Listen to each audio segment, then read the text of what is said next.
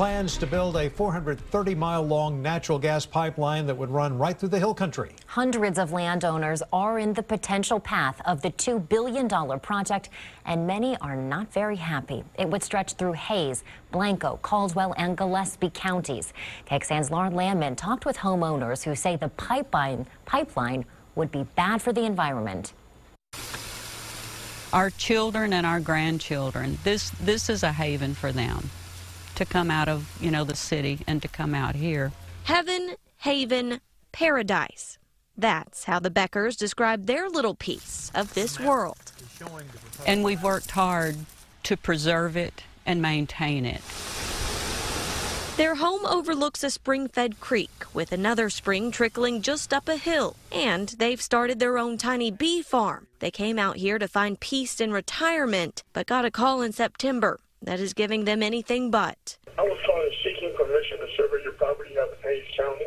That's a surveyor from the Permian Highway Pipeline Project. They have plans to run a 42-inch pipeline carrying natural gas right through their front yard. The very edge of the corridor would be right on top of the path of this particular basket in the course, taking down the trees and then across our creek over here. A map provided by Kinder Morgan Texas Pipeline doesn't show much detail of its path.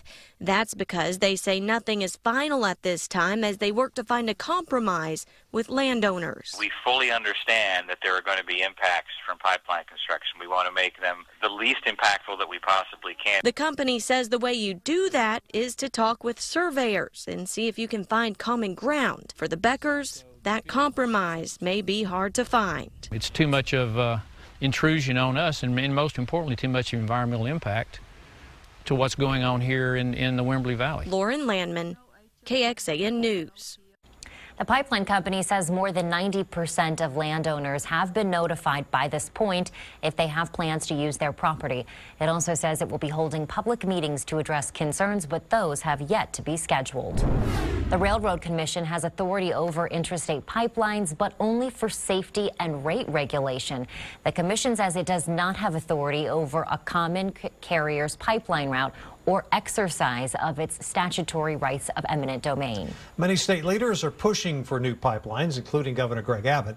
Earlier this month, he spoke on CNBC about the importance of pipelines to get oil and gas from West Texas to the ports on the Gulf Coast.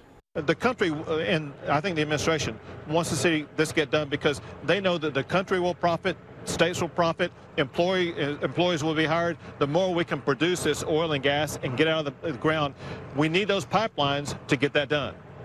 One factor affecting pipeline construction is ongoing uncertainty over trade policy. Pipeline steel is largely made in other countries and subject to tariffs.